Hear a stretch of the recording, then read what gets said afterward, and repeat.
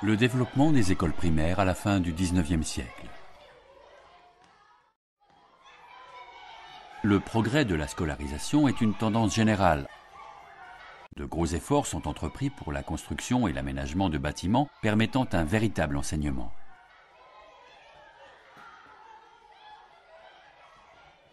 En France, l'école telle que nous la connaissons aujourd'hui, avec de grandes classes largement éclairées, date de la Troisième République.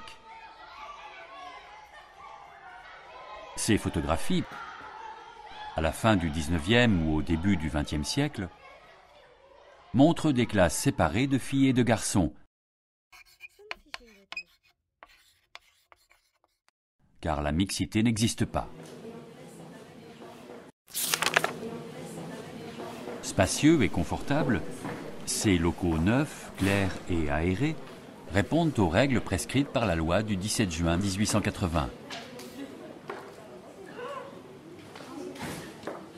Hauteur de 5 mètres sous plafond, sans colonne métallique de soutènement, 3 rangées de tables par classe, avec un couloir de 50 cm entre chaque rangée, de façon à ce que chaque élève dispose d'au moins 1,25 m² et 6,25 m3. Les bancs tables biplaces sont adaptés à la taille des élèves. La lumière vient de gauche comme de droite, pour répondre aux normes des hygiénistes qui pensaient lutter ainsi contre les scolioses et les myopies. Plusieurs lampes pendent du plafond car la classe bénéficie aussi d'un éclairage au gaz. La hauteur des allèges sous les fenêtres ne semble pas supérieure à 1,20 m, par suite des thèses des psychologues de l'époque qui pensaient préférable que les élèves satisfassent sur le champ leur curiosité en voyant ce qui se passait à l'extérieur, plutôt que de continuer à s'interroger sur ce qu'ils ne pouvaient qu'imaginer.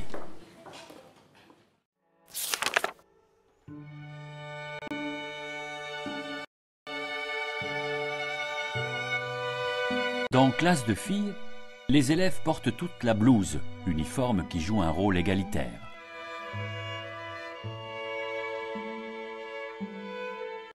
Les écoles de filles se créent très progressivement car elles ne peuvent être tenues que par un personnel féminin. La leçon de couture revêt une importance considérable à l'école primaire, car l'époque souhaite initier les filles à leur vocation de ménagères et de mères, considérée comme essentielle.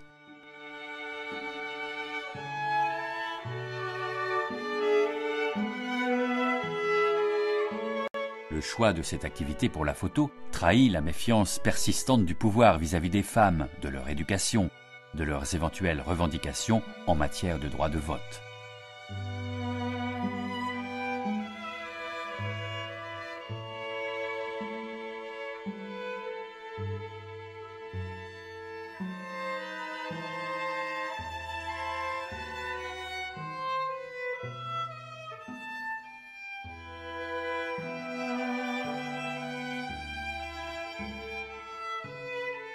La leçon d'écriture suscite la même application dans cette classe de garçons.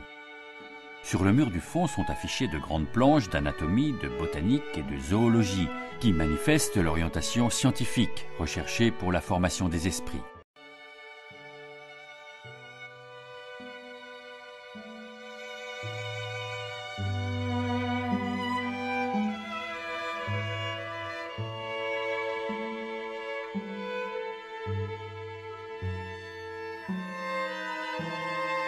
Après 1880, l'enseignement devient enfin efficace.